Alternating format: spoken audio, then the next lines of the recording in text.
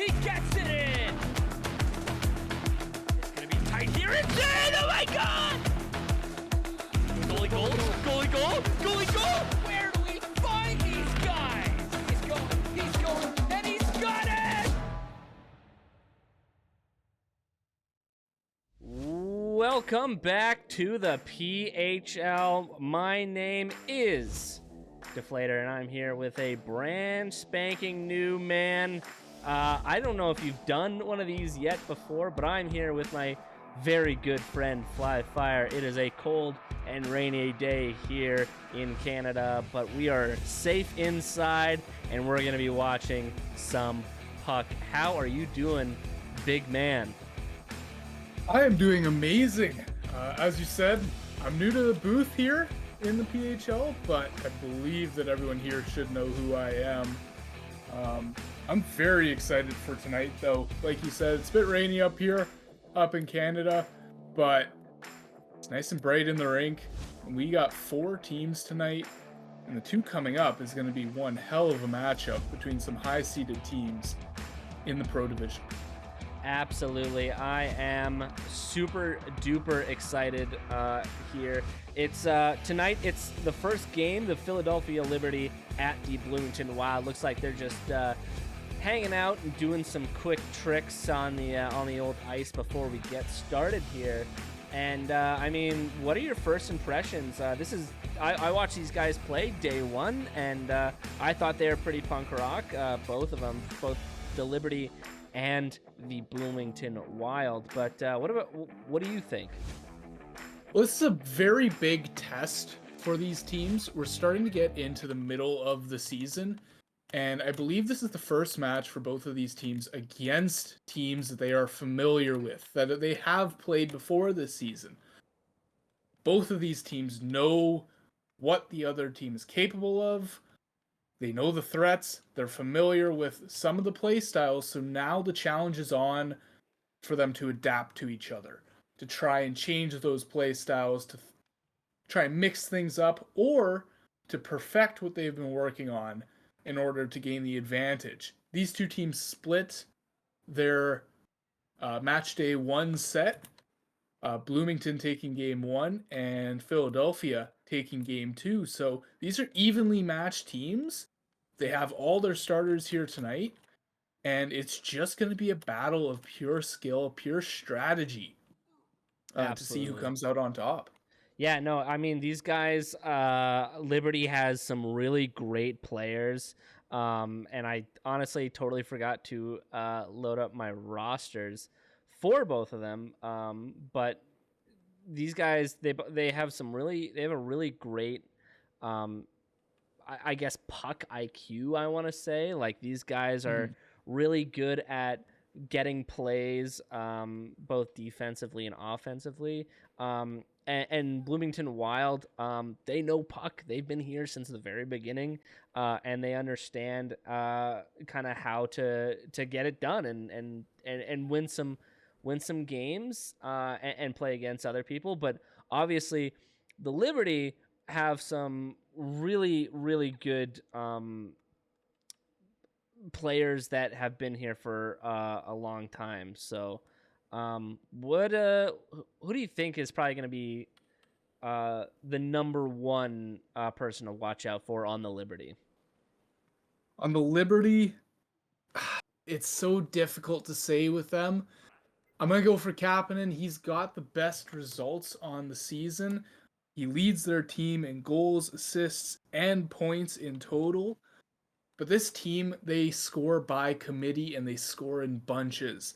No one on their team, out of their starters, is under 8 points in 8 games played. That is incredible this early in the season for them to have such a strong lineup that can work so well together and generate points. But a lot of that comes from Kapanen in the middle of the ice. He's that kind of pivot point for everyone else to work off of, and he helps everyone else generate their offense. Absolutely. But we can't not talk about the goalie, Zebra, who absolutely. I think is playing tonight. But I mean, goals against average of .875, first in the league. So they've been absolutely rocking it. Can't have 4 wins in the league so far without a half decent goalie. And on the other side for the Bloomington Wild, Katie as well with a goals against average of 1.3, so a little lower than Zebra, but nothing too crazy. And I mean, I'm always really excited to watch Katie show off her stuff. I would assume, or I would say, is a puck veteran. Also, have been here from the start, along with a lot of people on the roster. But for the Bloomington Wild, who are we looking at? Well, this team is full of veterans Why did I and say Matt. Katie? I meant Sleepy. My bad. I was gonna point that out in the moment, but you got me looking at my notes, going, "What? Who the heck is Where did Katie? I write that down When did they wrong?" make No, that trade? Katie might be coming up later in the broadcast once we get to the Hooks game. But no, it is Sleepy in net for the Bloomington Wild tonight. But as you were saying, people to watch, it's got to be Owen. Yeah. Owen, aside from Meat Sale, which is an incredible way just to start that sentence with aside from Meat Sale, no one is scoring as much as Owen in the league right now. For someone that I wouldn't say is new, but is newer to the genre, he has a ton of skill, ton of pure skill.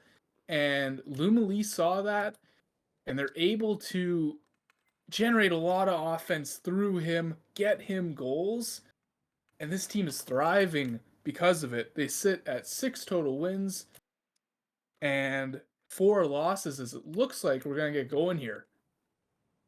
Yeah, absolutely. I mean, these guys.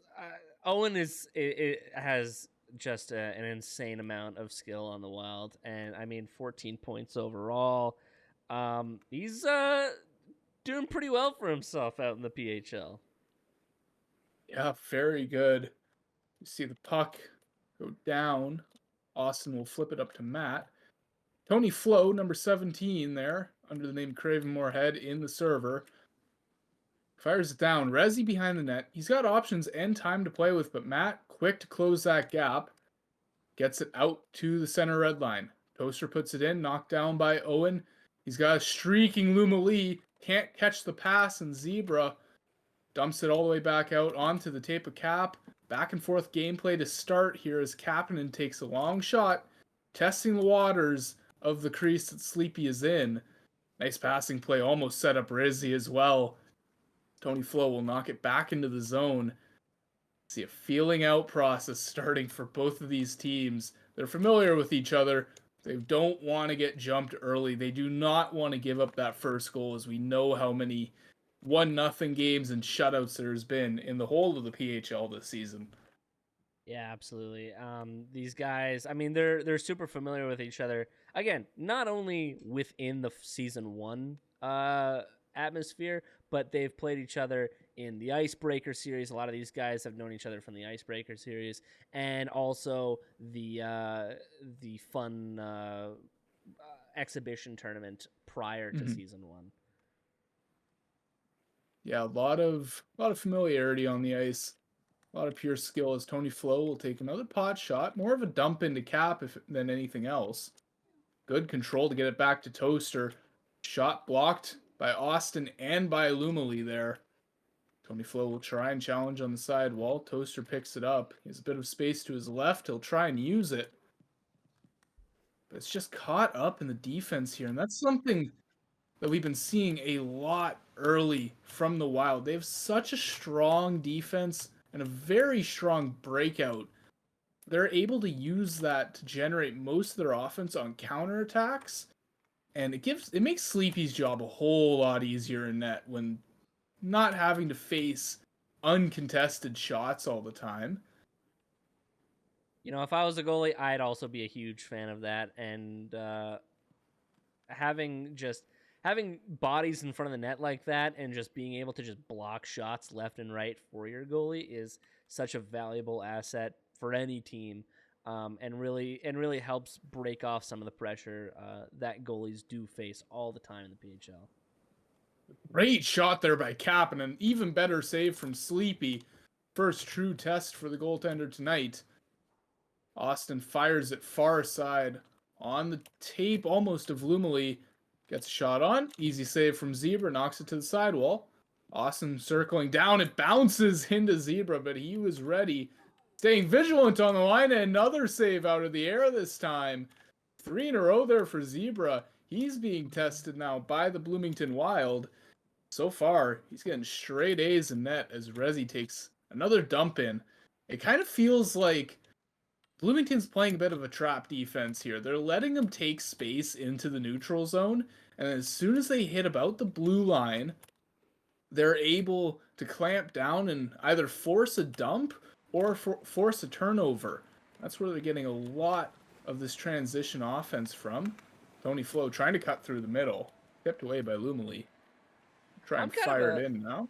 I'm kind of digging the trap defense. I mean, it gives not only does it give Bloomington a little bit to kind of breathe, and once they like get possession of the puck, just a position to set up an offense. Mm-hmm. Absolutely. Toaster with a nice shot. Sleepy missed with the stick, but got off the body. She'll make that save. Matt will fire it down. 2 players deep for the Wild here. We'll see how the breakout looks for the Liberty. Rezi on the far side. Chips it by Austin. Might turn into a 2-on-2 here, but Owen has more stamina. He's able to get in front and knock that one all the way down the length of the ice. And a full reset now required for Zebra and the Liberty. Taken away by Owen. He's rushing in. He's got room. Dekes around, and a great stick by Rezi to cut off that deke before he could get a shot off, and that will wrap up the first period. Let's take a look at that last chance there, because I think that was really impressive how he was able to kind of walk in a little bit, but look at this defense. I mean, just able to poke away, sneak up behind him, and just be ready for it. It's great awareness from all parties involved, really. Zebra, maybe a bit of a panic play. Kind of want to get those more to the boards, more than the center of the ice. But Owen's quick to jump on that mistake. Skates down the ice, and Rezi even quicker in order to recognize the error, get back, and almost bail Zebra out before he even has to face the consequences of his actions. So we'll get going in the second period here. Lumley back for it, pressured a bit by Cap. A lot of respect shown towards Lumley. Very skilled player, two-way, perform on both sides of the ice. Matt will chip it down. Almost finds it there, and Owen knocks it down into the corner. Might be a chance for Matt behind the net. He finds Owen down low. What a save by Zebra. Unbelievable effort there to shut down a beautiful passing play. That was an absolutely wonderful pass. Like, genuinely great stuff there, and I can really see the ice awareness from Bloomington Wild. They know where the players are and where your teammates are, and like just glancing up, having the habit of glancing up at the mini map every once in a while before you pass is pretty sweet. Toaster with a nice shot. Good save by Sleepy, shutting down that short side effort from Toaster. Misplay by Tony Flo. Matt's got it. Puts it up to Owen. Breakaway on Zebra. 1-on-1. And he misses the net. Goes wide. You won't see too many opportunities like that if you're Owen. Gotta take advantage of them. At least hit the net. Oh, I say that. Here's another breakaway. Matt got the pass a little awkward, and that took away a lot of the angle for that shot. And Zebra's able to come up with another save. He's been busy so far in this game, but now 2-on-1 the other way. Lumley back to defend. Cap. That shot got tipped, I think, by Lumley. Went way off course, and it was wobbly, so good defensive play by Lumley there. Shutting it down, and we're seeing the two-way talents already of Lumley, helping out Austin on the back end, helping up Owen and Matt on the forecheck. Kind of doing it all so far in this game is Rezi trying to work it from the corner. He's got options in front. There's Cap. chaos in front of the net, but eventually it's cleared out to the blue line. Absolute madness so far on the Wild's defensive end. That was a scary play, and honestly, one good stick movement, one wrong stick movement from the Wild could have cost them a goal in that moment. But I'm glad Sleepy and alternatively the defense was locked in for that play there. And Matt just about gave away a prime scoring chance there with that failed pass. The puck dumped down, and Bloomington will get a chance to utilize their very strong breakout, trying to set up Owen and Matt up front. Emily will go back for it. Sleepy tempted to come out of a crease to play that, but thought better of it. That puck will be right over the head of Toaster. Could be dangerous here if Matt manages to beat one. But Resi is there to pick up the slack again. He's been very good in his own zone so far. Cap looking for the steal. Lumali and Owen, I believe, were there to fight him off as a double whiff comes out. And now a bit of chaos as there's 4 players on that puck. And Tony Flo says, all right, let's settle down.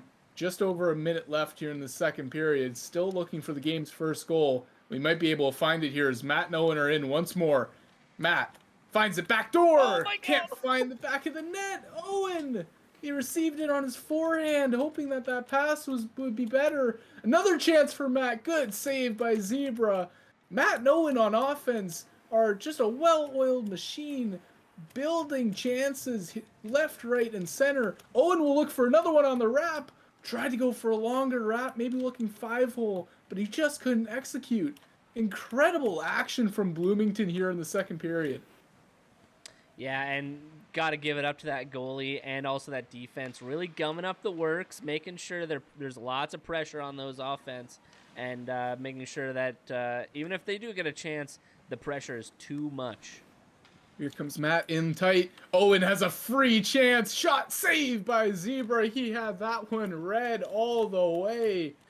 And the stick work from Zebra and net is something to behold, as always, as Cap with a nice boards bounce. Almost able to find a chance. Another shot. Zebra bats it away. 5 seconds left. They'll have one more chance at the back of the net here. Matt on the wrap. Tipped out and out of the zone, and that will do it for period 2. We're seeing the ice start to get a little lopsided here in the favor of Bloomington. Don't you think, Deflator? Oh, absolutely. I mean, first couple periods, first half of the game, the shots were super balanced. By the time, right before that little offensive stint in the last couple minutes of that period, it was about four shots per team. But now the Bloomington Wild got a few shots off. Now, according to my calculations, it's about 4 to 7 shots for the Bloomington Wild. And they're really making that offensive push, and we could be seeing a goal here in the third period for the Wild.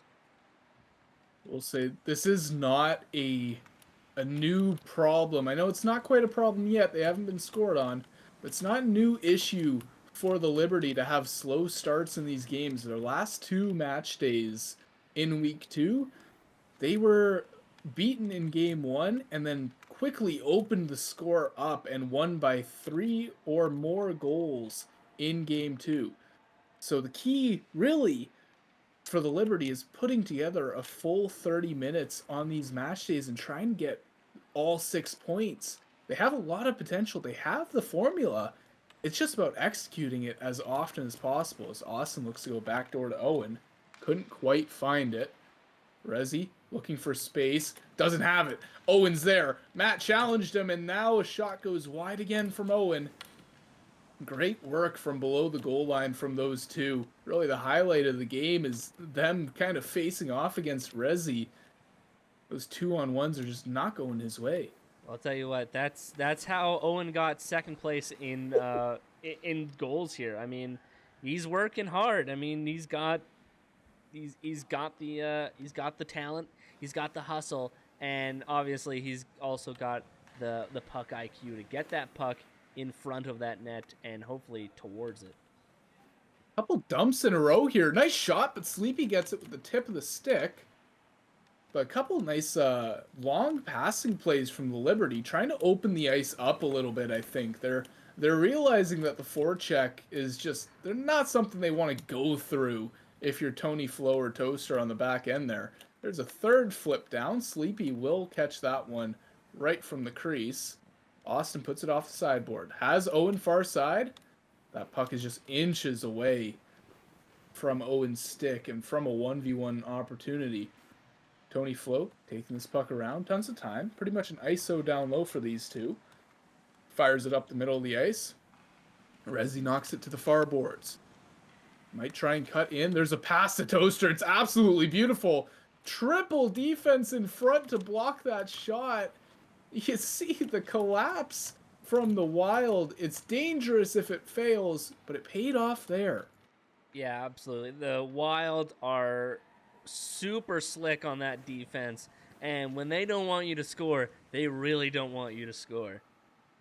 They will go to great lengths to prevent that goal from going in. They know what's at stake here. 2 minutes left in the third period. We're practically, I think we're well into next goal wins territory here, especially with the lack of chances generated and capitalized on from these teams. I mean, we saw a lot from the Wild in that second period. We're starting to see some from the Liberty here, but no one's really been able to convince me that, you know, they should have had a goal there. I don't think there's been many moments like that.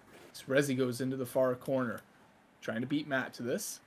Goes off the boards. A little bit of a pile up here as people go searching for the puck, trying to get their bodies oriented. Toaster into the corner. Captain's going to turn on it. Double commit here for the Liberty. Could turn into a 2-on-1 going the other way. Owen coming up ice. He has Matt, and Matt's just going to try and charge the defender. Pushes him back. Owen with the shot. Zebra again has his number. That was an absolutely astounding play. Oh, it's another chance. Owen in front. Matt can't find the rebound. A misplay from the defense again from the Liberty. Just tenacity, I think, is the word of the day for Matt and Owen. They are on that puck like feral dogs, and they are not giving up their food. Cap goes in. Tries to fire. Sleepy had it, but it went well wide. Not much to worry about there. Owen might be able to win this race. I didn't think he had a chance, but it's going to be closer than maybe it should be. Tony Flo is able to wrap it around. Toaster picks it up. Turns up ice. Resi's there. Nice cutback. Bit of room to play with if he can beat Matt. He can't. Matt again serving as the bouncer for this defense, and no one is getting in tonight. Resi again. They just have to resort to dumping these pucks down. It feels like they're not able, unless there's a misstep from Sleepy, and now Resi might be able to get a chance. Austin's there to clean it up. Gotta be careful now, for any mistakes will cost you the game as we head into overtime. Man, I mean, these guys, they're really pushing hard, but we do kind of see a little bit of energy management prowess from the Wild here. They know when to sprint, and they're using their sprint bars well, and I think it's really paying off, especially for something like grabbing the puck whilst it's in the other zone, or getting those breakaway chances. And we might see some more offensive chances from the Wild in this first overtime here. We see Pink subbing in for Luma Lee here in overtime. Not sure if Luma Lee is having an issue with PC or just giving Pinks a chance, but coming in completely cold is Pinks. Might not matter. Owen's warm, and he almost finds the back of the net. Kapanen gonna try and take it down. Pinks gonna be tested here early. Gets it by one. Toaster able to chip it up, and about 6 bodies over there fighting for that puck. A little bit of chaos in the middle of the ice. Austin's there. He'll force it around. Try and see That was Owen great stick handling there, and really great way to get a chance there. And unfortunately for them, the Liberty did get a stick on it, and was able to just swat it out of the way and get a little bit of room to breathe. Yeah, I think what we might start seeing later on, especially if these overtime 1 starts to turn into overtime 2 here, Might just see people rip it from about the top of the circles and see if they can get something lucky. I don't think you're going to find anything like that on Zebra and Sleepy, but honestly, at this point, the defenses are so stalwart in preventing anything from getting into the slot that you kind of just got to hedge your bets on luck at this point. That's a great word, stalwart. Oh, big shot by Kapanen. Good save by Sleepy. First slot chance, I think, in quite a while for the Liberty. Tony Flo knocks it down. They're trying to play out of the back of the net. Was Resi there? Can't bat it down. Owen trying to win this race. He does, but he takes a hit. Good job by Tony Flo. At least getting body there, letting Toaster get to that puck. Austin gonna fire it. Back post. Owen. Again, he's looking for that forehand shot. Might be better to turn his body and look for that backhand hit. I'm actually kind of scared as eventually PHL players get better. We're gonna have essentially full games, full NHL regulation sized game or timed games where we just go into like 20 overtimes because everybody is so well matched together. Probably not going to happen for another couple seasons, but I'm putting it in now. It's going to happen one day. Owen moving through. He's trying to prove that offense will prevail. Not on that time. Zebra again. That matchup has been fun to watch. Owen trying to solve the puzzle that is Zebra and net. Resi, he's got a solution for Pinks. But he wasn't able to force it to the middle of the ice. As a result, this puck is kind of stuck in the middle of the ice. Austin will chip it long, chip it far. Maybe Owen gets to this puck first. He's got to try and avoid the stick check shot. What a save by Zebra! Knocking that puck down. That was a perfectly placed shot, and Zebra was up to the challenge. Yeah, now we're seeing that Bloomington Wild offensive prowess really come through. They're getting a lot more chances, 6-12 on the shots there, and they're really making it happen. I mean, you keep shooting, eventually one of them's going to get back into the back of the net. Yeah, and like you said, 12-6 the shots in favor of the Wild. I'd say 10 of those are very high quality scoring chances now. They've turned up the heat. They're starting to take it to the Liberty. Pinks, nice beat on both Resi and Toaster. Almost gets another chance there. Resi chips it up to Cap. It'll be a 1v1. I don't know how much offense he'll be able to create here. Tries to get inside to Tony Flo. Flo will turn on this. Fire it deep again. I don't mind the dumps from the Liberty. If they can start making plays like that, that's what's got to happen. You got to have someone deep in the zone, whether that be Resi or Cap, that can receive those dumps, win the race, and kind of generate offense out there.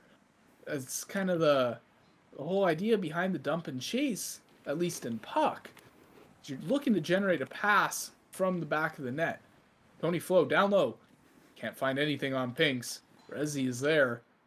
Might be looking for a wrap. Might be looking for Cap. Good defense by Pinks. Fully aware of the danger of the mid pass there. What a deke by Kapanen. Couldn't find a way past Owen, but that was an amazing toe drag. I'm a huge fan of the defense, and I love the pressure that they're putting on the Liberty here. They're really, really making it hard for them to actually get chances at all. Let's take a look at that replay that we have saved up here because, I thought it was pretty punk rock, and I messed it up. Never mind. We're not going to look at a replay.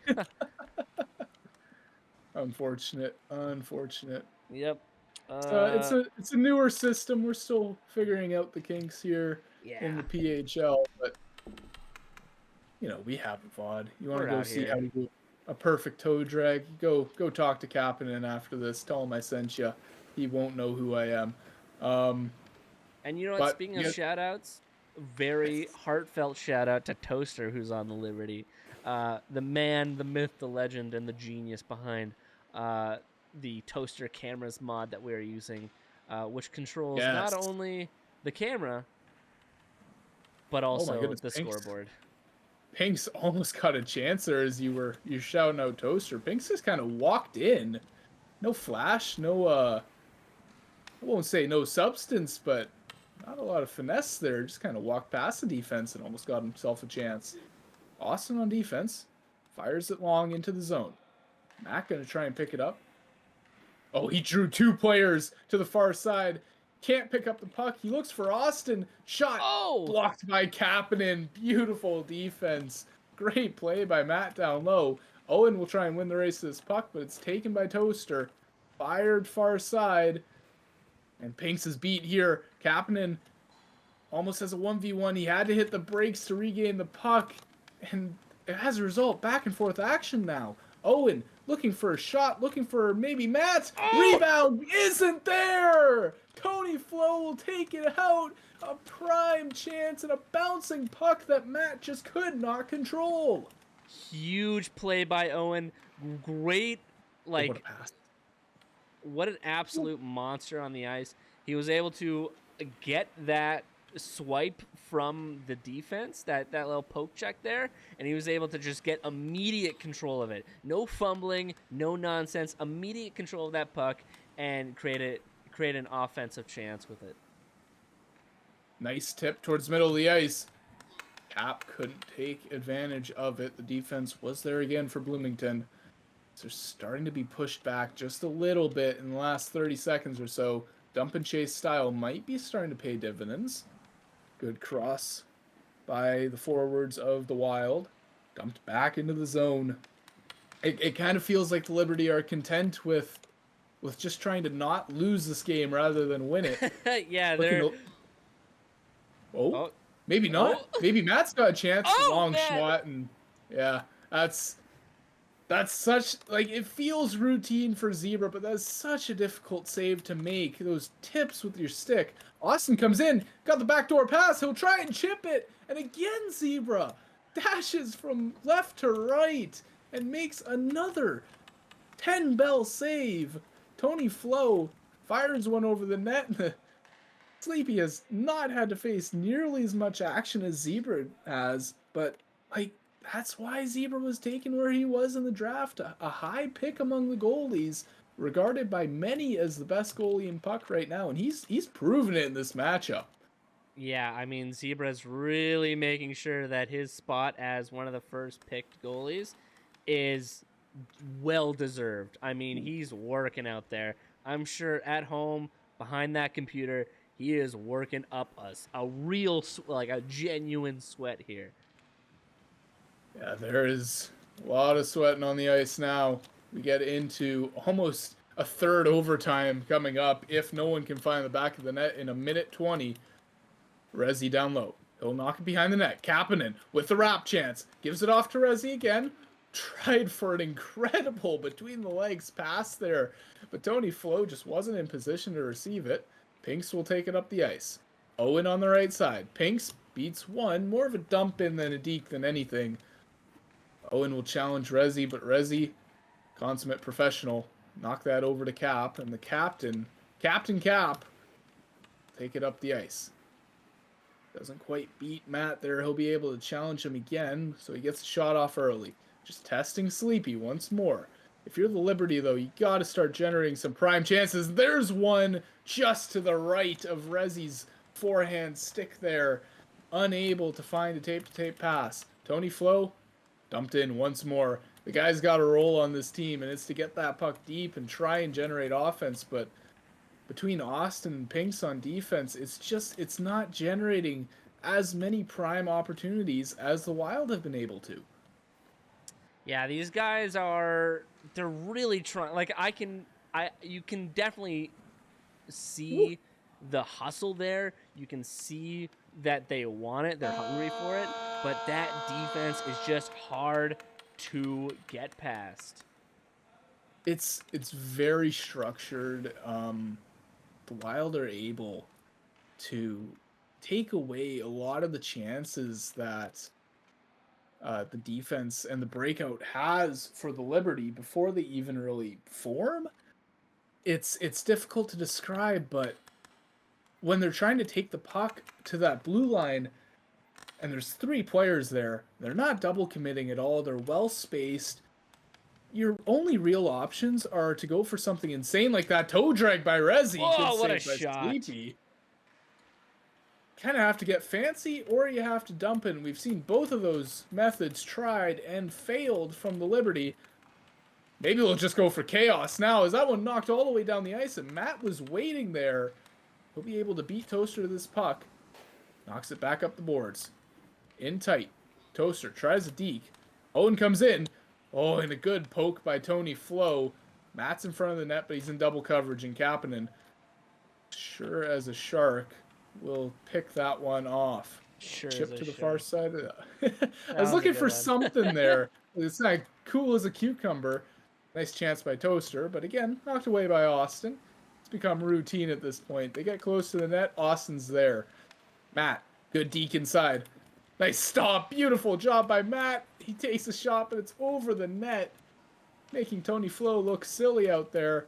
Tony Flo looking for a response. Far side to Rezi. And he's got space, too. A little bit too much gap there for the defense. Rezi will walk in. Shot off the post. It bounces in front. It hits Pinks in the face, but ultimately, it's not in the back of the net. That was absolutely nuts. I mean, they're really trying out there. We're in essentially another third period. We're about to hit 2 games of time, and 0-0 remains. I mean, I hope no one showed up to the stream to watch Meat Sale, because at the rate this is going, we might not get to him tonight. Rezi taking it around. Kapanen couldn't find the shot. Matt in the far corner. He'll knock it around the boards. Owen is there to pick it up. He's got options. One of them is Pinks streaking forward. Probably look for the drop pass here if he has it. Tries to go far side to Austin. Austin will be there. Set up a cycle. Back to Pinks on the point. He'll fire that. Looking for the tip in front was Matt. Going against the grain with that tip. That would have been incredible if he managed to make contact. Never mind put it in the net. Kapanen can't find it in the middle. Rezi there for the falling puck. Great box out by Rezi, shutting down Pinks' attempt to take it. He's got a chance. Spin shot wide of the net. Kapanen picks it up. Still a chance. Rezi's in front. Couldn't find the pass. And Owen will pick it up and try and fire it down the ice, to which he succeeds. Oh my goodness, I'm tired. You're tired seeing in the booth. Yeah, dude, we're breaking a sweat up here. I mean, we're seeing just the third overtime blues here, where you just want the game to end, because again, guys, this is the first of 2 games the Liberty are playing tonight. So Owen hopefully trying to look for the end of the game, but poked away. Like, these guys are really trying to make this game end. You'd see Owen was a little upset with himself there. He was skating away, shaking his stick. He wasn't happy with that attempt at deking there. Tony Flo double challenge. Both of them will peel off, though, and give him some space to operate behind the net. Poked up to Toaster. He'll take the puck. He's got Rezi across, but he's also got a bit of room to take a shot. Far shot. Good save by Sleepy. Was not asleep at the wheel there. Fully alert, despite the long game one that we've had. Owen's up top. Good receive on that pass, but Toaster was there to contest. Tony Flo, fire it. Rezi might be able to win that race. Looks like he will, but it'll be too close for it to be a real win for Rezi. Cap, down low. Cut off by Pinks. Good read on that play. Toaster will jump down, trying to get it across to Rezi. Again, Pinks coming in as a sub in the overtime frames. Been more than capable on the back end for the Bloomington Wild. Toaster, that's just too far ahead for him. Austin will try and move it up. Almost found Matt. Great defense by Rezi. Going behind his own back as that puck skied over the net. Matt misses it behind the net. Rezi takes it around, looking for the dump. Nice knockdown by Matt, but it's just giving it back to a cerebral Rezi down low. Tony Flo, another dump in. This one might be dangerous. Good save by Sleepy, making sure to cover all of her bases in net. Starting to face a bit more rubber. It's been a couple minutes since Bloomington's got the kind of chances that we've been so used to seeing earlier in this game. And that's the end of the fourth period. By the way, we are actually in the middle of a bit of a restructure, and that just means that we have another channel that you can watch. It is PHL, or the Puck Hockey League 2. It is streaming right now.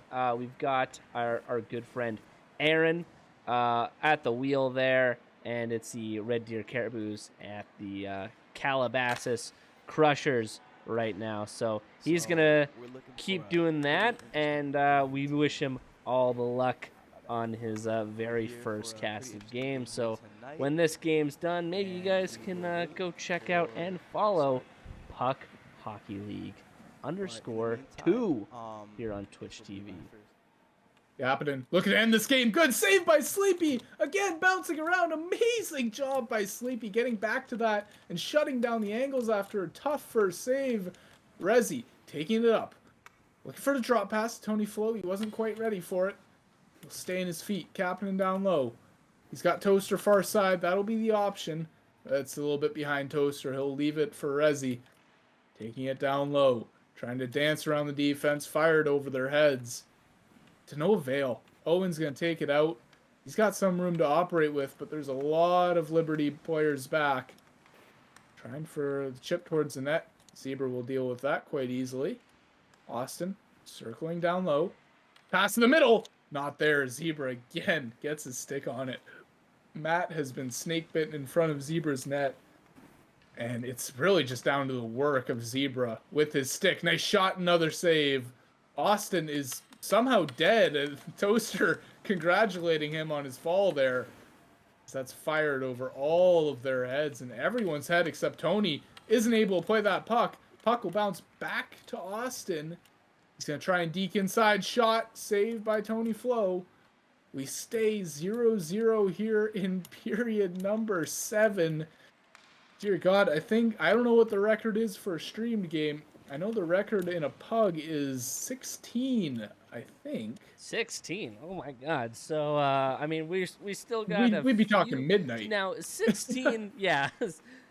16 periods or 16 overtimes? 16 periods, I believe. Yeah, okay. So, I mean, we're at, 7 now, so stay tuned. Overtime 16 coming up.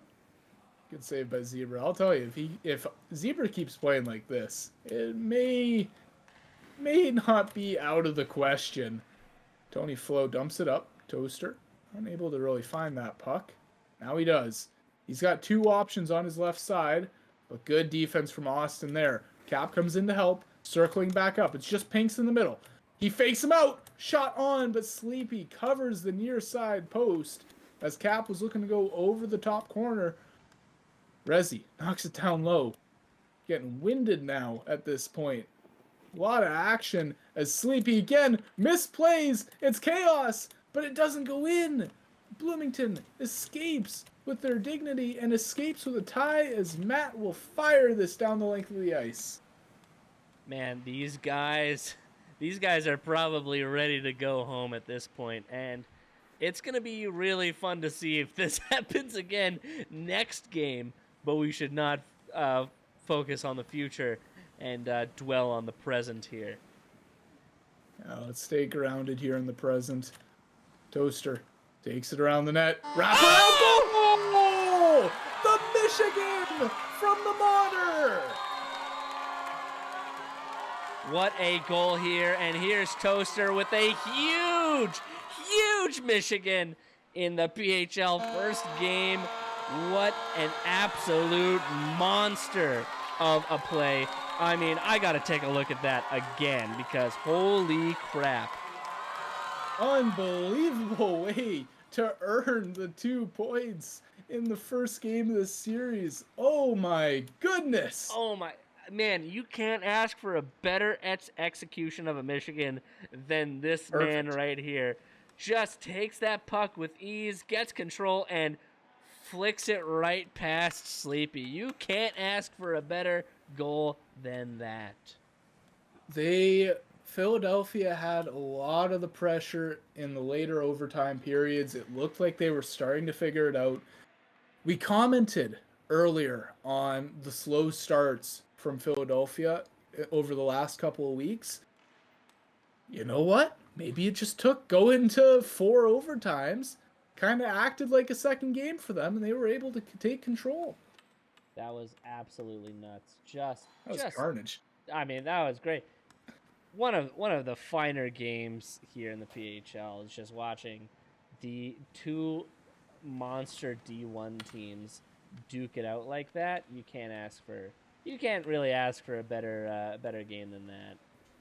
Yeah, and that game-winning goal scored in the 4th overtime, scored by Toaster, assisted by Rezi and Kapanen, but we will very quickly get into game. No, we won't. Oh, what's going on here? Yeesh is in net. I think is the issue there. Yeesh was in net instead of Sleepy, patiently waiting his turn for his team to play. I think he might have thought that was game 2. He's looking at the clock and going, "Oh my goodness, it's 8:40. We play in 20 minutes, and these guys just finished their first game." Yeah, that's absolutely nuts. And I mean, just that's what happens when you get two guys that are, or two teams that are always just so on top of each other's game, that they just complement each other's play styles so well, too well, that we get 7 overtimes. Let's take a look at what's going on out of town, because I'm sure there are things happening there, and I guess we got kicked from the game. Well, let's take a look at what's out of town as we get things back here. It looks like it's 1-1 for for the Red Deer and Calabasas.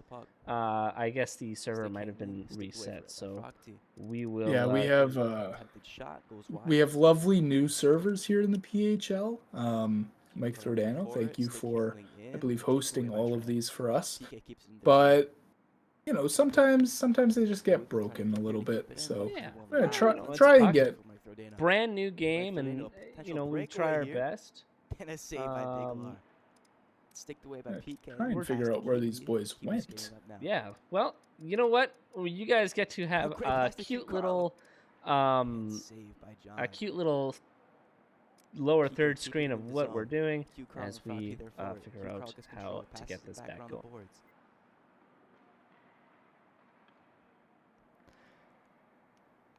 Glenski with attempted clear, pass Mike Throdano, and Trev will have control of the puck now. Contested by Q Carl. He tips it back for Kiwi. It's going to be a 2-on-2 here. Glenski catching up behind. Trev will contest it. Q Carl with the puck now. Sending it to Kiwi. Glenski will be there to clear it out of their zone. PK back. Puck now for the Caribous. PK passing up. Q Carl there for it. He's just getting to the neutral zone and back into the offensive zone. And cleared out by the Crushers.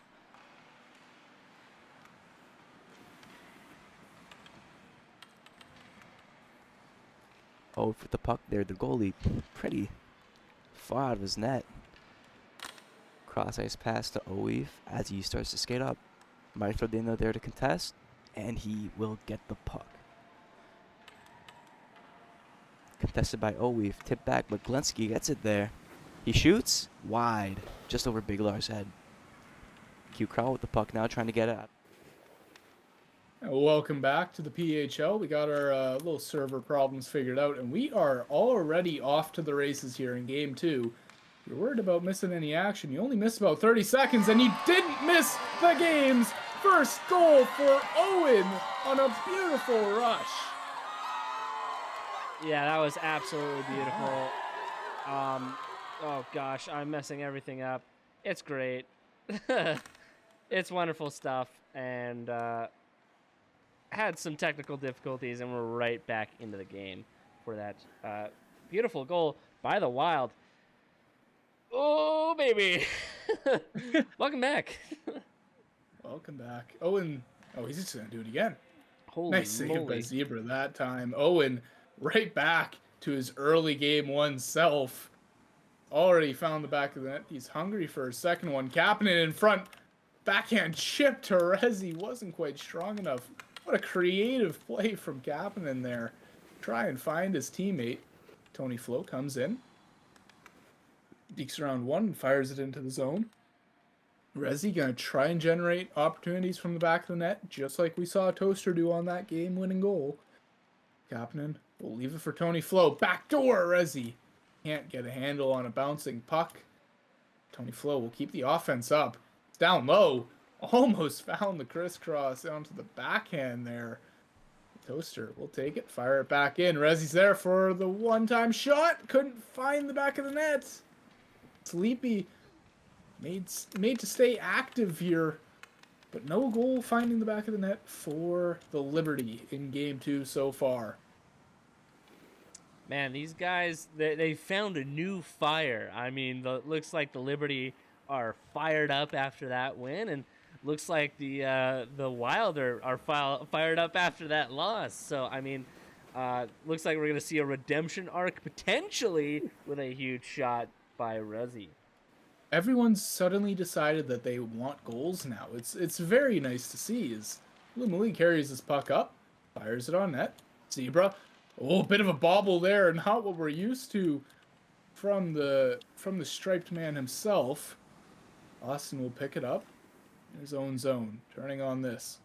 Good inside-out move. He's got Lumali on the far side. He'll find Matt instead. 2-on-1, down low. The shot well wide from Owen.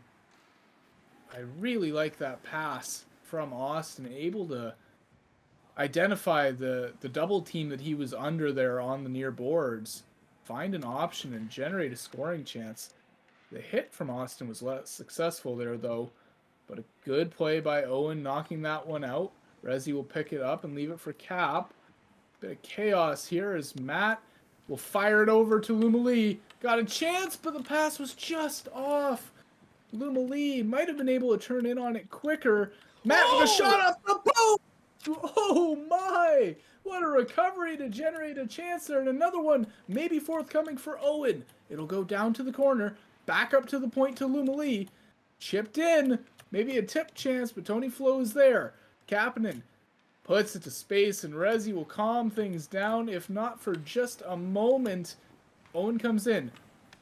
Fakes a drop pass to Matt, instead takes it to the corner. Pass out front, not there.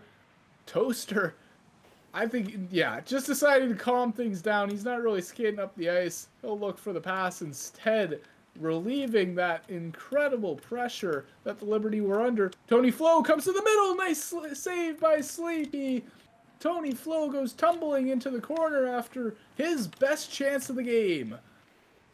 These guys are fighting for this win with that early lead from the Wild, and there's lots of opportunities already. I mean, we're already 2-3 on the shots here with Wild leading on the shot clock, and also on the scoreboard as well.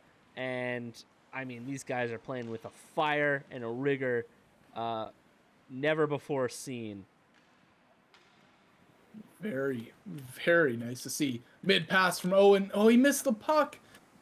Tony Flo going to try and step in front, and an amazing defensive play by Owen to recover that one. Doesn't keep it for long, though. Tony Flo's there.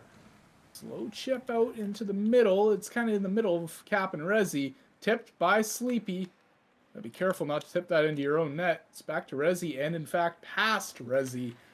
Back to Toaster on the back end. Toaster has the Liberty's only goal in the series. An amazing tip out of the air at the buzzer by Rezi. But it'll go into the corner, not into the net. This first period, a lot more action-filled. Yeah, I mean, these guys are pushing for all kinds of stuff to happen. And, I mean, we may see some real good goals. Let's take a look at that offensive chance for the Liberty here. lots of control. Sleepy was able to just get a stick on it and keep them in the game, as it were. Oh my goodness, as the second period starts and Sleepy giving his team just a little bit of a heart attack there. Nothing too crazy, but skipped a couple of beats as Kapanen now with a chance and just shanks it into the corner. Wasn't able to get the control he wanted there. So it'll be fired down by Austin. Toaster takes it. Pressured by Matt as we get back to the Matt and Owen show! And there will be no sequel to the first goal of the game as Zebra shuts that one down. Kapanen pressuring Lumali in the middle of the ice. Tony flows up, looking to go outside. Backhand shot. Couldn't find much there. Rezi will take it. Great control behind the net. But now the breakout for the Bloomington Wild will go awry. And it'll go right back to Toaster, who, I don't know who he was looking for there, but all he found was Matt. There were a couple players in the way of that pass. Not a great idea. So Liberty's starting to bump into each other, starting to miss passes. They're trying to find their bearings now in order to come back into this game. Kapanen might have the answer. Down to Tony Flo, shot. Beautiful save from Austin.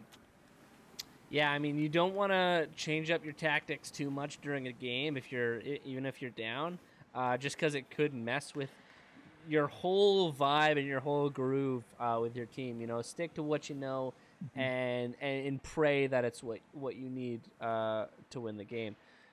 That being said, if you don't adapt, that's not good planning or good strategy on your part. And we are seeing that from the Liberty. They are sticking to that game plan. They're still trying to generate opportunities from below that goal line. Although it's only generated one goal for them today, it hasn't been entirely ineffective. Craven, Tony Flo behind the net there, chipped over by Owen. Owen knocks it up to Matt, but it's just wide of the stick and almost wide of Toaster's stick as well. Good defensive play, but he's shadowed well by Matt there. Not letting him get it away. Owen is on this puck now. Chipped forward. Tony Flo trying to bat it out of the air. Rezi in front! Wide of the net. Rezi turning now. Tries to knock it to the middle of the ice, but there wasn't really an option there. Cap. Chipped around him. Owen moves it up. Matt has a drop pass option. Toaster staying in that passing lane. They'll go for it anyway. They'll hit it! But Owen's not able to catch the pass, and Zebra knocks it out to the blue line. Knocked back across. Matt will pick this up, and the breakouts for the Liberty becoming more and more precarious. They're not really able to get one clean out of their zone to generate a chance. Yeah, that defense is doing wonders. Let's be honest. They're doing absolute wonders to keep the puck out of view and make sure the goalie is not working too hard, but they're not doing great to get it outside of, past the neutral zone. And as I say that, they do dump it, but they're giving possession away back to the Wilds once they get a stick on it, just because the Wild are so good just to be everywhere on the ice and be everywhere on that puck. Lumley coming in, getting absolutely bullied by Tony Flo on the stick check. Good job by Owen getting that puck back. And you did raise a great point. There are two keys to a good breakout in puck. And in any hockey-related sport, I might hold my thought here, as Cap has a chance. Tony Flo couldn't get the tip. But when you're looking to break it out, one of the keys is just to get it out of your zone to relieve that pressure. But you also want to generate chances from the breakout. You want to generate pressure going the other way, and you can't do that when the puck is just going straight to Lumali, straight to Austin on the back end. Yeah, and I see it all the time in pugs. It's just like, and it usually happens to my team. But what a chance there. But it usually happens to my team where we're getting offensively overwhelmed or defensively overwhelmed, and everybody is in our own zone trying to get this puck out, and we just don't. Chance. Oh. Great chance there for I believe Owen. It's just sometimes the chances, or everybody's in their own zone, but just can't make any breakout passes because we're all desperately trying to get that defense up. Let's take a look at the out of town here. Looks like the game just ended for the RDC and the CCC, the Calabasa and Red Deer. Wow, both games just ended. The final game. So 6-1 was the last score thanks to Gold Trader. Yeah, I mean, how do you think this is gonna go here? I mean, we've got these guys are such powerhouses. Great win for the Liberty, 7-1. My bad. These guys are very big powerhouses, but again, we could be seeing a late comeback by the Liberty, much like how we saw last game. Yeah, they've had chances once they get into the zone and once they get into the positions they're comfortable with, which is right where Cap is, behind the net.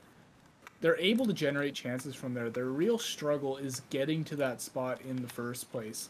Austin with a great block, forcing a 1v1. He'll beat him like he's not even there. Coming in, tried to be too fancy on Zebra, and Zebra says, absolutely not. You get one chance this game, and you won't get another as that puck goes right past him. Kapanen down the other way. Gets around Lumali. Great move. Shot on net. Good save by Sleepy. Pass out in front. Doesn't get to Tony Flo. It takes a weird hop. But ultimately, cleared out by the Bloomington Wild. And Matt knocks that one down. That's an incredible knockdown by Matt. And Owen will take the chance, take the shot, and score. Yeah, that was an absolutely beautiful play. And look at this. Owen just right in between the circles and in the net. Just absolutely beautiful work for him. And really goes to show that his stats are in fact correct. No need to fact check that.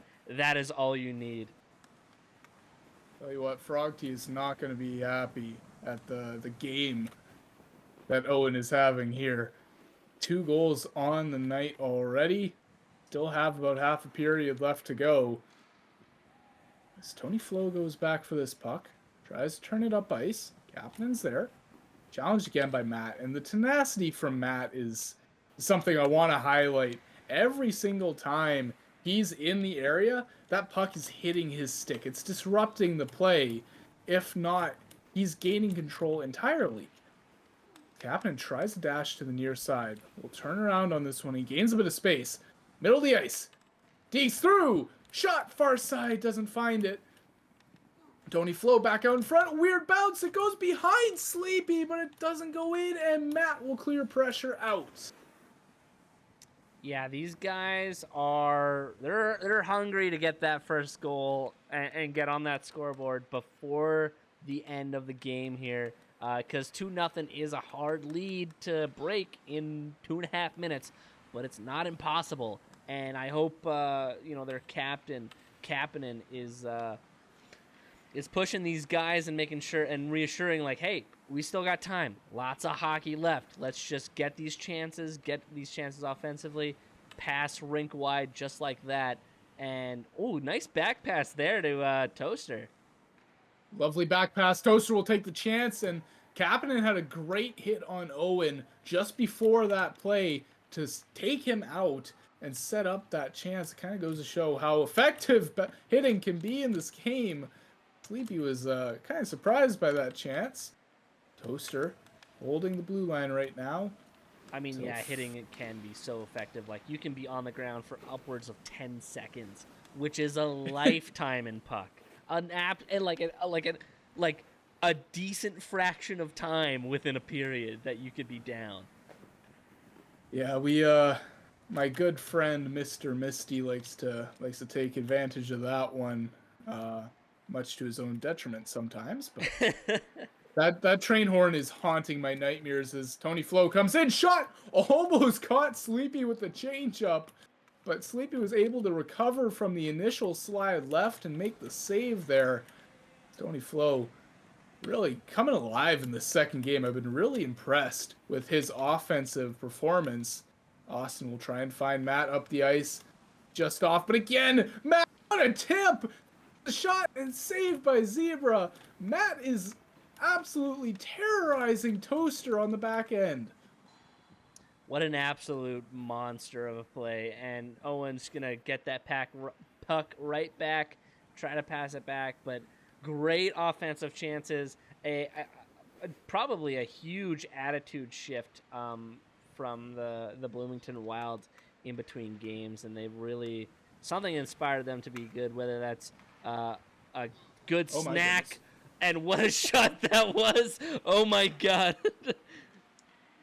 That was a wild dump that Zebra was able to control enough to keep it out, but with 5 seconds left in this game, it will be the Bloomington Wild taking a 2-0 win and the overall series win in points, taking home 4 to the Liberties 2, I believe.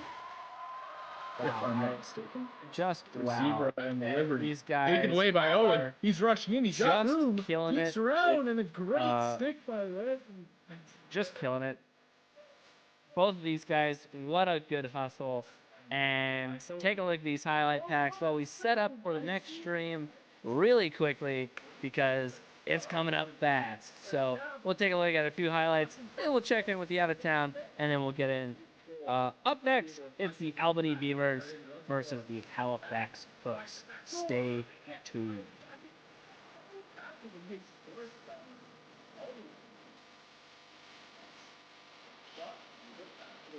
5 seconds left. One more chance at back in PC or even coming in completely cold. It might not matter. Owen warm. Get the bar. Maybe Owen gets this puck first. Got trying to stick shot. What a save by Zebra. Yeah. Oh, that's a good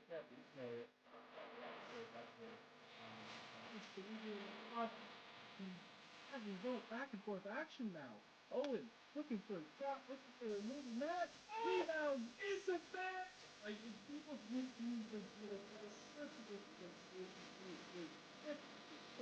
Austin comes in, comes back to a pass, and he's trying to shoot it. Down low. Having that happen.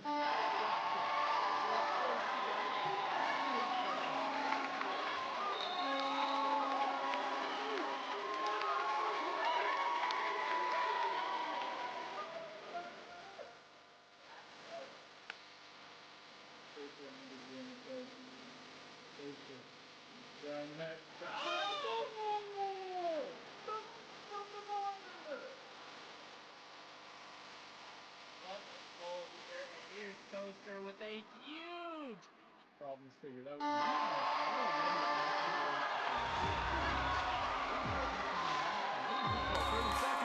Yes, Mike Bordino's there for it. And it's kicked back to Kiwi. Trev right behind him, who will maintain possession there. Trev stick handling up the neutral zone. Blowing past PK. Oh, if they're to stop them. And Trev's still there. Oh, if Kiwi and Trev there for it. Cleared into the Crusher zone. Frogty's going to be there for an attempted clear. A pass to Glensky. Q Carl trailing behind. Glensky. Puck tipped away by Oweave. Mike Thordano there. Pass to Trev. Trev with control in the neutral zone. Skating into the Caribou zone here. And it's tipped back out into the neutral zone. PK there for it. A pretty dangerous pass to Kiwi, but Frogty was lucky enough to be there to pick it up. Frogty skating in, but Kiwi's there to pick it up. So far, both teams have done pretty well offensively and defensively. Q Carl with the puck now. And John's a stick save. Now John, he tried to get up real close and personal there and just tipped it away from him. Made him lose control. And it was just simply one unlucky goal. Mike Thordano there almost tipped it in past Biglar. But as I was saying, it was just one unlucky goal for John. that caused the Caribous to get a 1-0 lead here in the first period. Tip back to Kiwi. Shot attempt just does not connect. Frog T there for the Crushers. Q Curl there to contest. Q Curl pass to Oweave, and a shot just wide. A good block by Trev, and that marks the end of the first period here, with the Caribous leading the Calabasas Camel Crushers 1-0.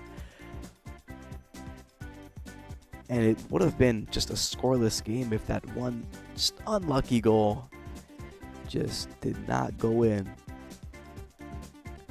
But as the saying goes, shoot the puck at the net and see what happens. So quick intermission here as we wait for the second period to start.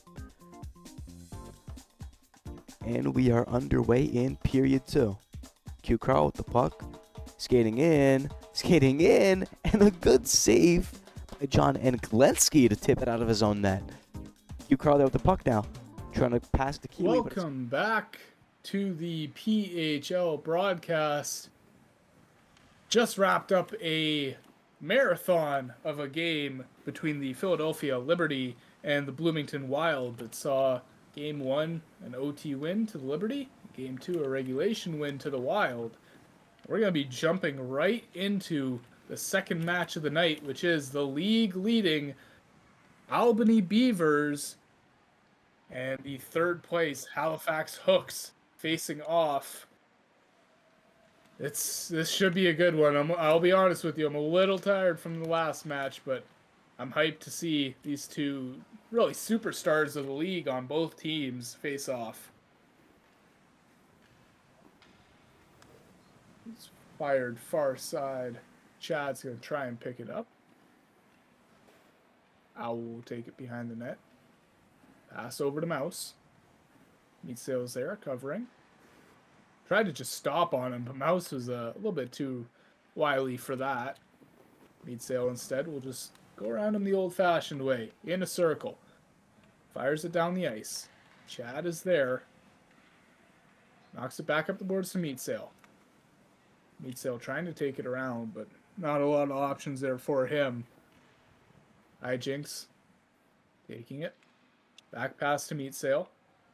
Chad's in front, but Owl had that pass read. Chip play, stopped by Dabs. Owl will pick it right back up. Skate right around Hijinks. Shot on. Wide of the net. Yeesh. Might be tested early. So far, so good for the Albany goalie. I really like these teams. I think I think both of them have really good like Owl being the captain. I think he had really good taste in a lot of their players. Bo Jarzen, Crowbar, Mouse, Katie, all of those guys are really good players. Huge play there. And Meatsail also has really good players.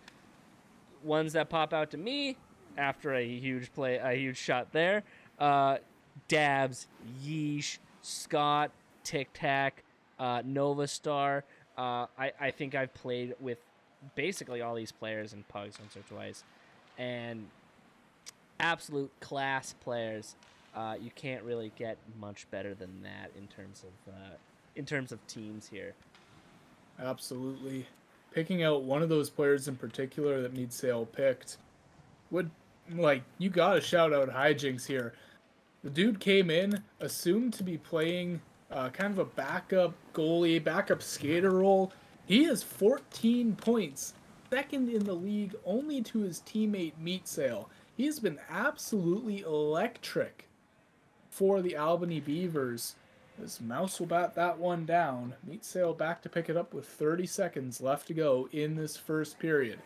Meatsail grabs it, trying to cycle. And he's going to try and pass this puck up here.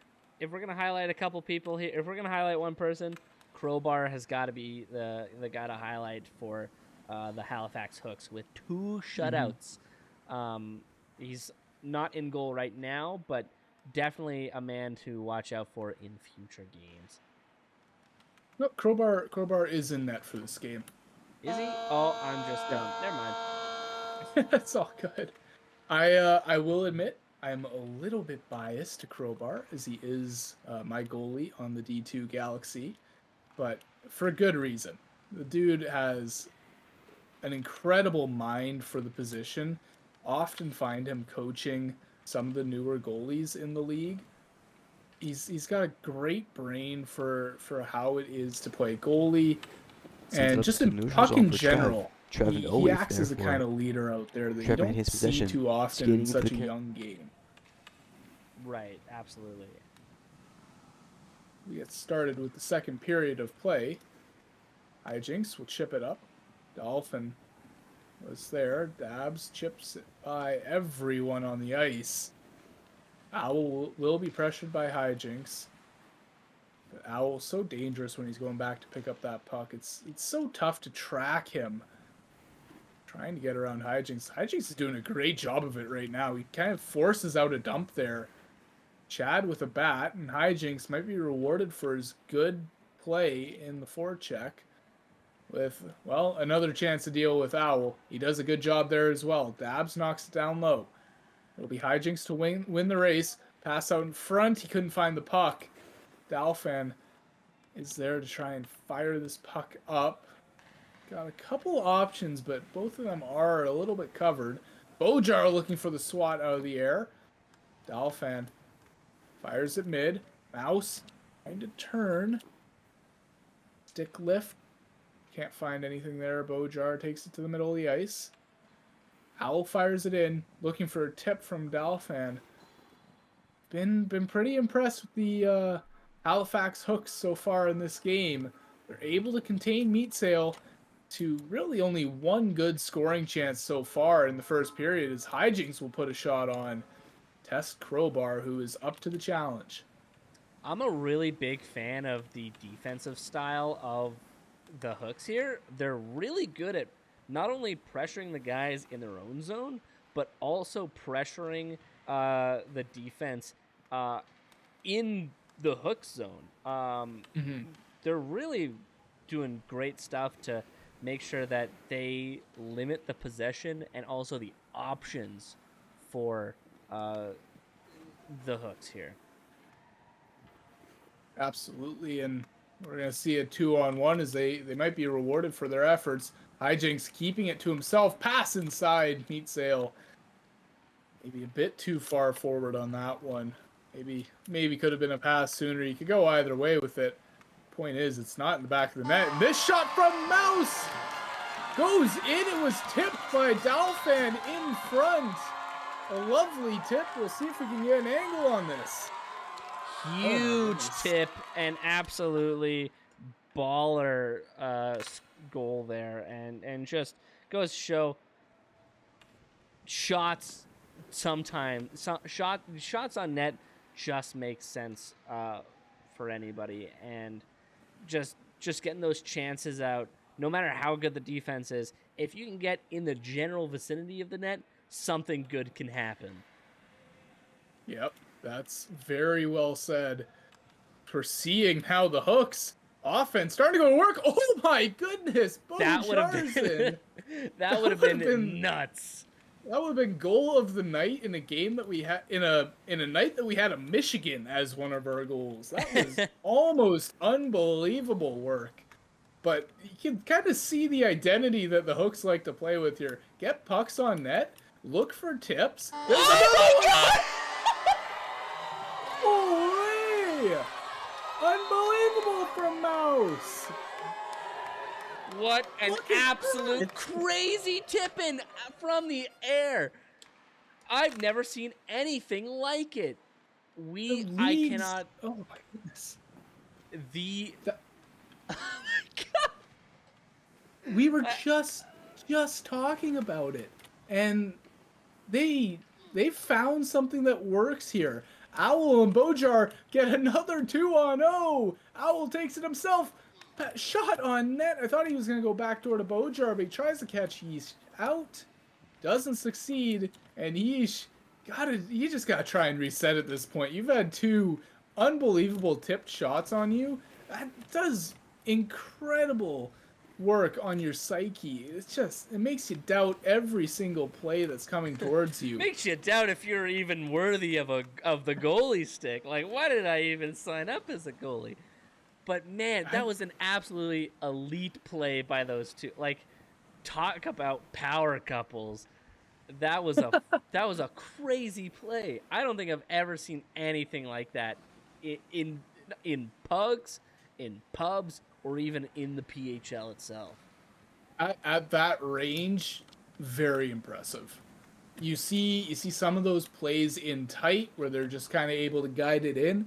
That is a full shot from Mouse from head height into the far corner.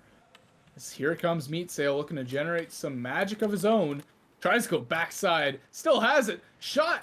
Blocked by Owl. Good job shadowing Meat Sail. Such a difficult player to control. But Owl did enough there to keep it out of the net. Yeesh will try and keep the offense rolling. Hijinks down low. It's off the sidewall. Knocked back into the zone. A little bit of a double hit there from Dolphin. As the second period comes to an end and the Hooks are playing incredible. Look at this replay. Mouse coming in from the corner of the circle. And, like, right at the top of that parabola, he hits it into in the opposite corner of the net. I've never seen anything like that, and I don't think we'll ever see anything like it ever again. Unless for a good while. Unless Mouse is just like, nope, let's do it again in the third period. I'm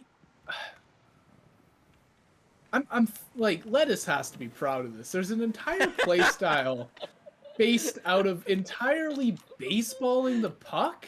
Like, that's all they're going Lettuce for. Lettuce is watching the stream right now, and he's crying tears of joy like a proud dad. Oh my goodness. Getting into the third period, and Meat Sail, he almost had two of them on a slip and slide pretty much. Meat Sail coming in, challenging Owl. It's his turn to try and control him. Fired out of the zone. Dolphin unable to catch. But he'll get a chance in front. 1v1. Dabs, great job with the stick. Recognizing the fake attempt. He'll regain control in the corner. Fire it up and across to Hijinks. Able to win 2 50s in a row. He's going to try for a third. A weird bounce. Crowbar able to control it. It goes behind the net and back out. Oh my goodness. Chaos in front of the Hooks net. But they're able to keep it out and keep this 2-goal advantage. Oh, they go for another tip. crazy shot attempt there for Owl. These guys, I don't know what it is, but the Halifax Hooks have to change their name to the Halifax Dude Perfects, because the trick shots are absolutely crazy tonight. It's unbelievable.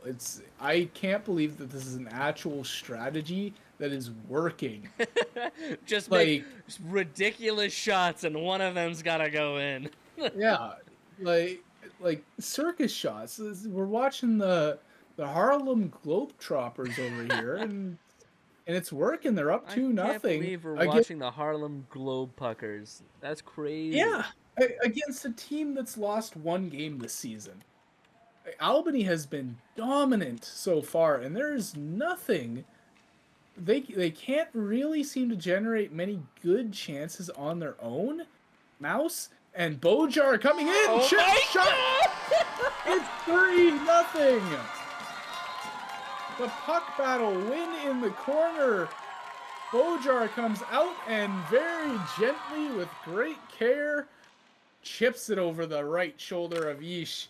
3-0 for the Hooks. God. These guys, now that is just a masterclass in positioning.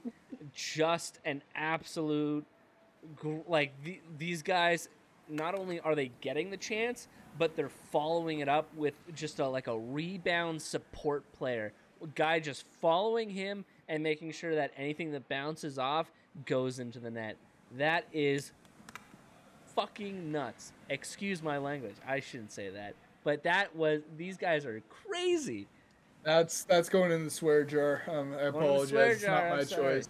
You know, it's gonna be like the shot clock. It's gonna be the swear clock.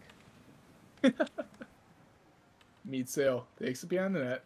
He's getting double teamed down low. You see either one of Dolphin or Mouse, usually right next to Meat Sale when he goes below the goal line, and Owl will be creeping behind, watching for a pass. It's a costly strategy, committing 2 people to 1 player, but it's working so far for the Hooks.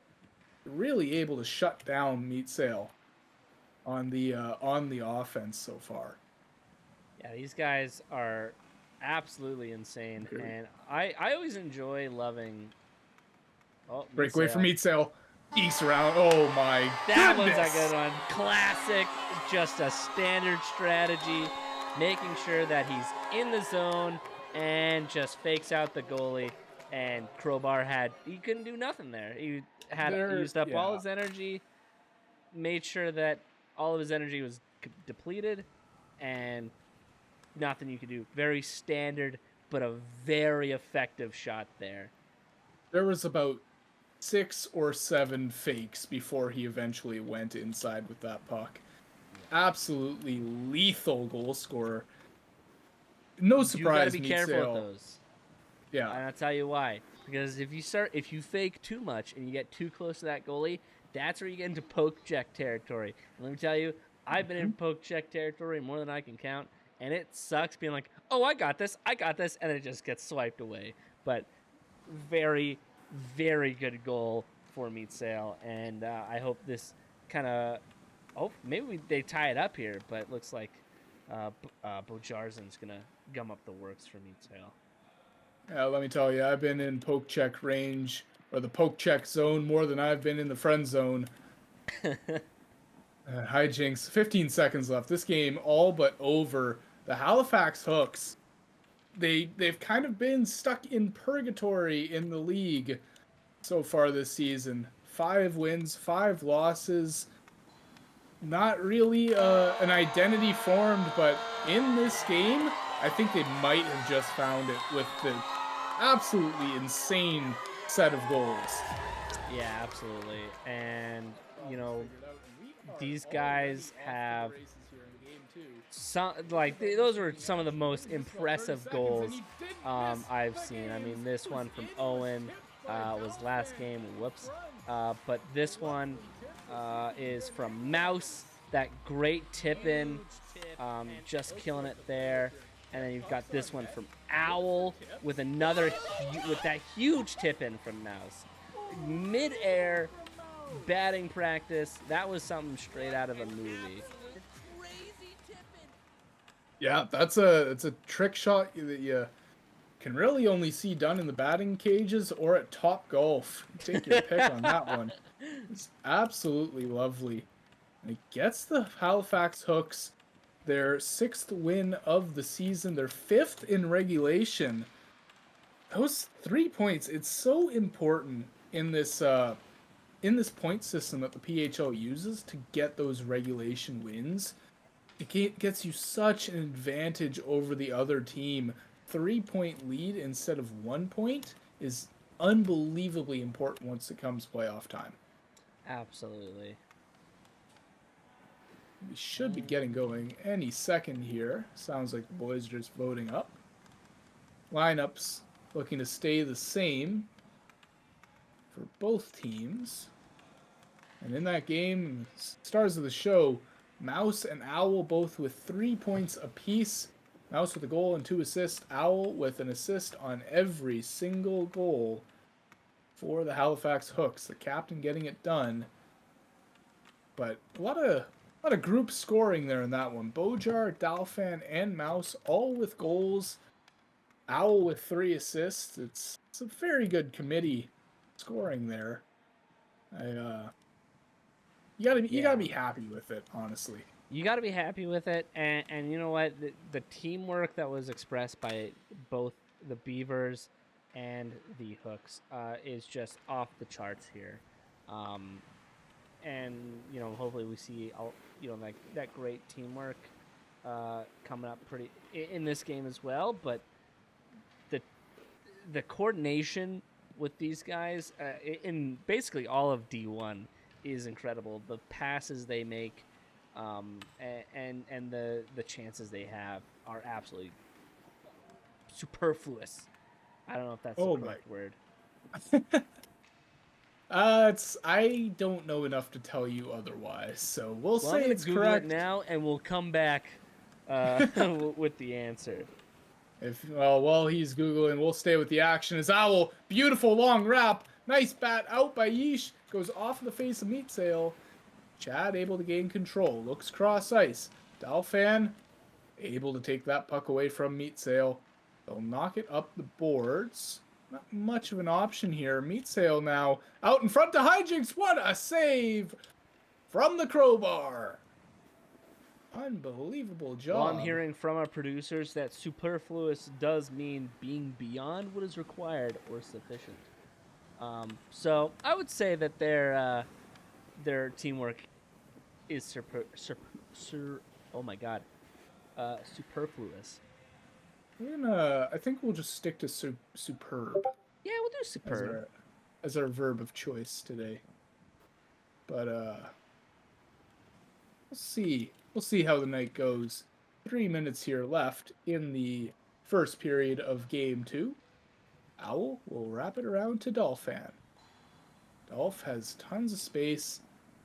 I'm gonna try it. I think he's just gonna rip it on net. Yeah, might as well at this point. I mean, everything seems to take 2 bounces to go in, and nice wraparound. Good job by Yisha controlling that one, making the save. Dolphin will go back to retrieve. Good setup here from the Halifax Hooks. Fire deep into the zone again. Dabs unable to control it. Bojar looking for the trying to wrap it around him, his own body to get that past mid. Crowbar will take it to Mouse. Knocked into Meat Sail. Mouse has a chance. He's got room for a shot. He doesn't take it. He waited just a bit too long there, I think, and let Dabs close the gap. You gotta just take that shot when you have the chance in that area. Yeah, absolutely.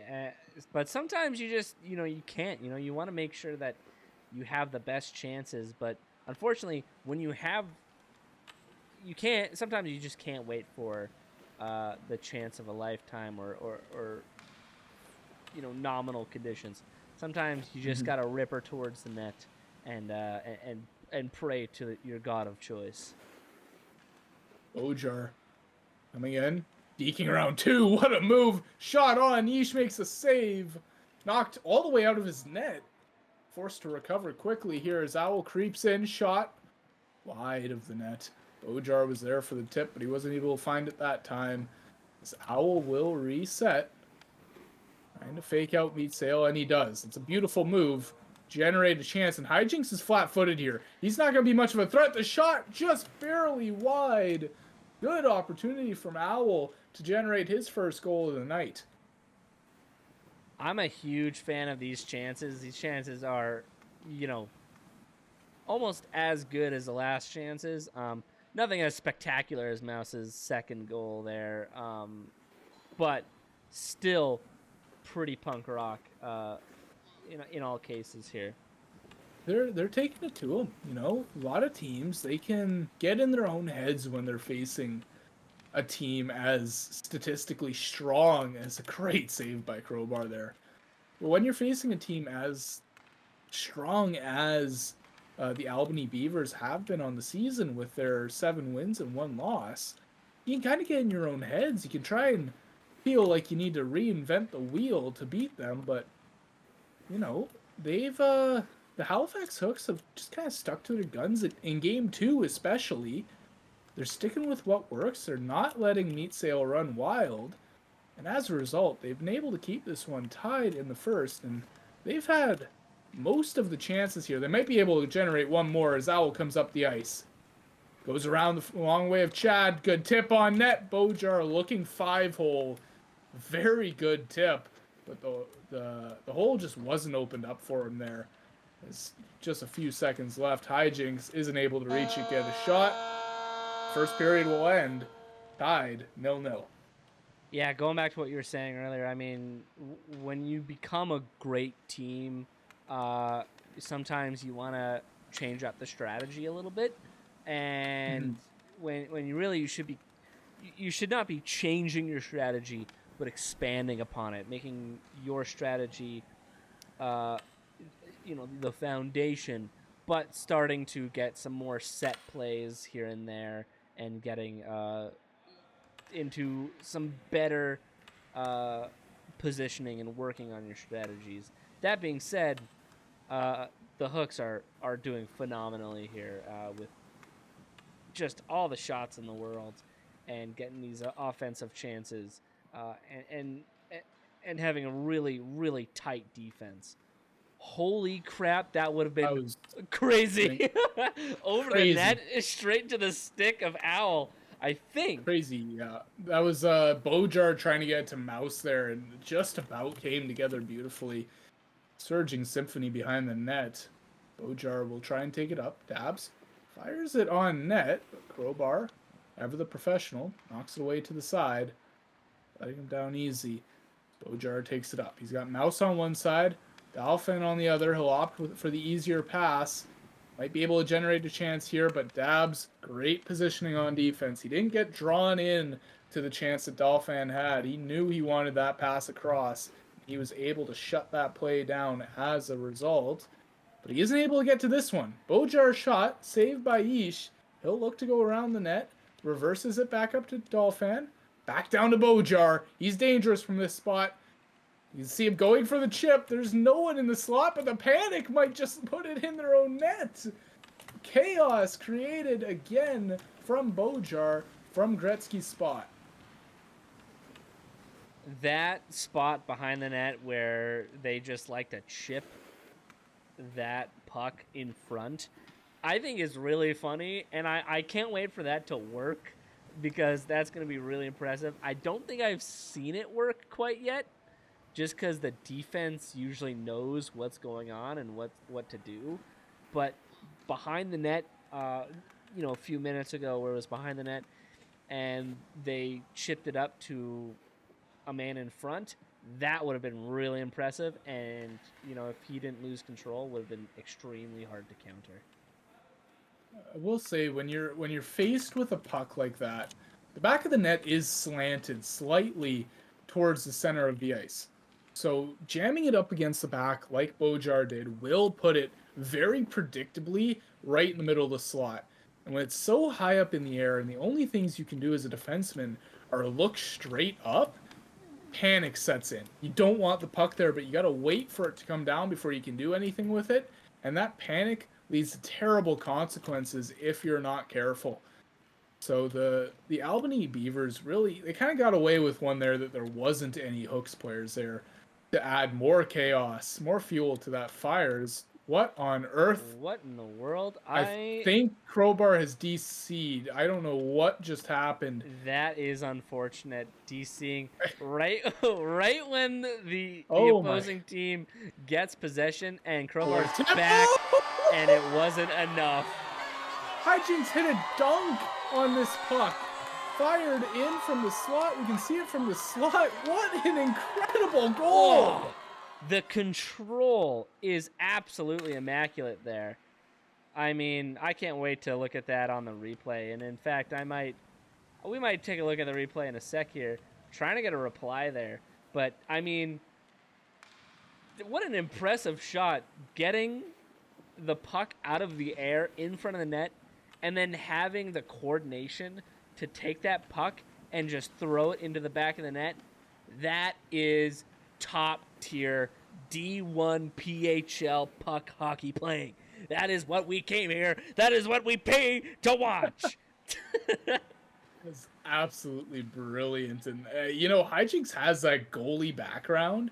He's a very well-renowned goaltender in pugs and in the league itself even. So he has the skill with the stick. This Mouse comes in, takes a shot, and ties the game just like that. And a quick reply for the hooks. Just a simple, quick back flick into the net. You can't get any better than that. And it's sometimes you just got to go Occam's razor with it. You just have to. The simplest answer is usually the correct one, and very, very classy shot there. I'm a fan. Great pass to the middle. Hijinks isn't able to corral that one. So we stay tied here in game 2, approaching the end of the second period. Bojar, nice stop. Cuts back in, makes him look silly, gets a shot on net, puck's out in front, Mouse. A good choice there to turn back. I think if he goes for that puck, he's just getting beat. Much better decision to go back, generate a chance from the neutral zone, but it's all for naught now as it comes back to Owl. He's being pressured. Meatsail forces him outside. Great job by Owl of maintaining pressure on that puck. Chad is there, tipped all the way up. Is it dangerous plays? Hijinks tried to bat that one in, but it went off of Meatsail. Far side pass. And the period ends with some great action on both sides. Let's take a look at that replay. And, I mean, really good play. Good deke. And just chips it up in the top corner. I mean, you can't ask for a better goal. Very clean. And just, unfortunately, the Beavers just were not able to catch up to him. So good offense for the Hooks there. Yeah, they're able to tie this game back up at 1. Starting the third period with a chance from Meatsail and Hijinks. The chaotic duo. These two are in perfect sync, and they're able to take the lead.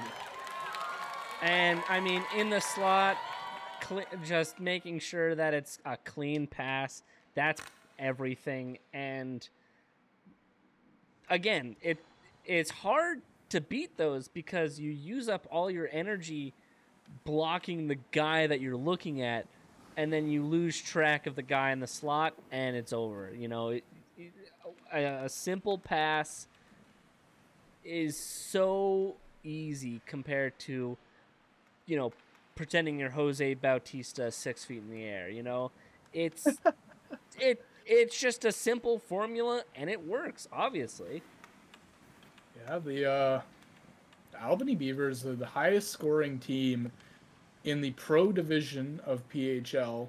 And for plays like that, just simple plays from Meatsail, even when he gets fancy, it's so controlled that it looks a lot simpler and so much more effective. As he'll get another breakaway chance here. He comes in one-on-one. Crowbar, great play from Crowbar. He was not falling for any of Meatsail's tricks. Yeah, that's the old poke zone that we were talking about earlier, where you try to fake enough, but when you try to wait for that opportunity whilst you're stick handling in front of the net, you eventually find yourself within range of the goalie, and that's what we saw right there.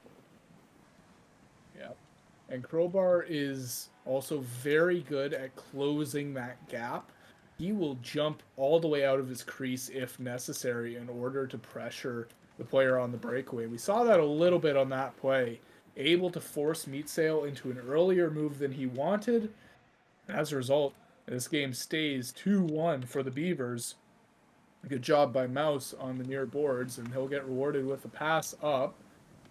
Dabs takes the puck. Trying to look for an angle here. He'll just go back to Chad, who has a ton of time and space. Chad taking it. He's got options on the far side. Across to Hijinks. You can see the play setting up. Meatsail was in the middle. Owl was there too, and he's able to steal that puck, go back up. And Chad, good defense, chips it away. Meatsail sprung on the far side. Round 3 between these two, and it's Crowbar again. Yeah, I mean, Meatsail, he loves trying to fake out the goalie, and Crowbar is just like, absolutely not. You're not getting anywhere near this net. I'm just going to somehow spring forth up in your face, up in your grill, and just deny you. You know, I think Meatsail should stick to a passing play, much like this that's developing here, because, I mean, it's just so effective. I mean, Crowbar those breakaways are really hard, especially if you waste time stick handling. Because eventually the goalie's gonna get fed up and just go nope, and not even risk having to save anything. Yeah, and we saw on that one, Crowbar came all the way out to the bottom of the circles to stop that. He knows what Meadsale is trying to do, and he's trying to beat him to the punch. He's got to be careful here if it does happen again. This mouse comes in. He has Owl as well. Wide of the net. Chad fires it around the corner. Meadsale will take it, not for long. He's forced behind his own net by Dolphin and Mouse. Chip pass all the way up the ice. Hijinks is on it. Bojar back to carry it out. 1 minute left in the third. It's crunch time now for the Hooks. They got to find a goal. They're going back to the well with the tip, but that one's wide of the net. It was challenged by Dabs. Well done there. Bojar chipped into the zone. Dolphin trying to pick it up. Chad is there. He knocks it around the net. Both Meadsale and Hijinks are around to receive that one. That's an incredible move. He's trying to get a break, but I think he's just got a little bit too much pressure. And yeah, forced into a shot that Crowbar is able to save. But Meadsale on the far side! Cleaning it up. Find it! What happened there behind the net for Owl? Owl looks like he just... by Hijinks. Oh, Hijinks just blocking that puck and stopping any offensive chances. And whoops, and looks like my overhead camera got kicked. But yeah, I mean, looks like Hijinks just poked that puck away and it went straight back into the stick of Meadsale, and he was there to just shove it back in the net. And I don't think Crowbar had a single idea what was happening. Not much of a chance for Crowbar to do much of anything there, really, to stop that one. And such that's a bang the end of the play. game right Yeah, there. that'll be. And you know what? That's why I love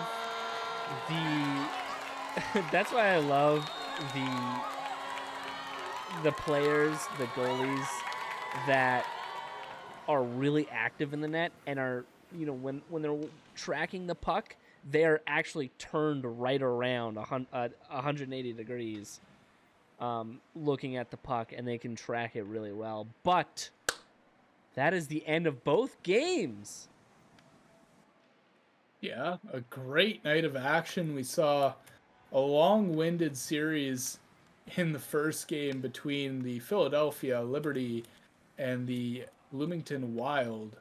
The Liberty took game one in 4 OT off of a wonderful Michigan goal. But the Bloomington Wild answered right back with a regulation win to take the series. In our second match, one we just watched, Halifax Hooks and the Albany Beavers traded offensive firepower with 3 goal games to split the series 3 points apiece.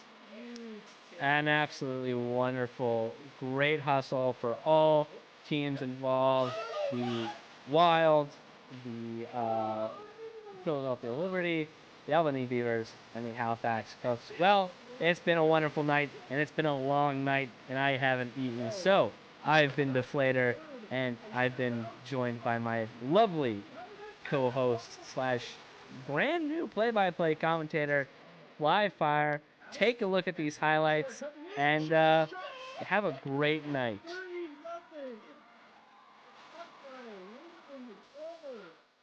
Bojar comes out and very gently with great care. Standard strategy, making sure that he's in the zone and just fakes out the goalie. And Crowbar had nothing there. He was Able to take that puck away from Meadsale. They'll knock it up the boards. Not much of an option here. Meadsale now out in front. The Hijinks. What a save from the Halifax Hooks. Fired deep into the zone again. Dabs unable to control it. Bojar looking for the great to God of choice. Bojar coming in. Eking around two. What a move. Shot on. Yeesh makes a save. Back down to Bojar. He's dangerous from this spot. You see him going for the chip. There's no one in the slot, but the panic might just put it in there. Kind of got away with one there that there wasn't any Hooks players there. to add more chaos, more fuel to that fires. What on earth? What in the world? I hit a dunk on this puck. Fired in from the slot. You can see it from the slot. What an incredible goal! And a quick reply for the hooks. Just a simple, quick back flick into. Perfect sync, and they're able to take the lead. And I mean, in the slot, just making sure that it's a. What happened there behind the net for Owl? Owl looks like he just. Oh, Hijinks just blocking that.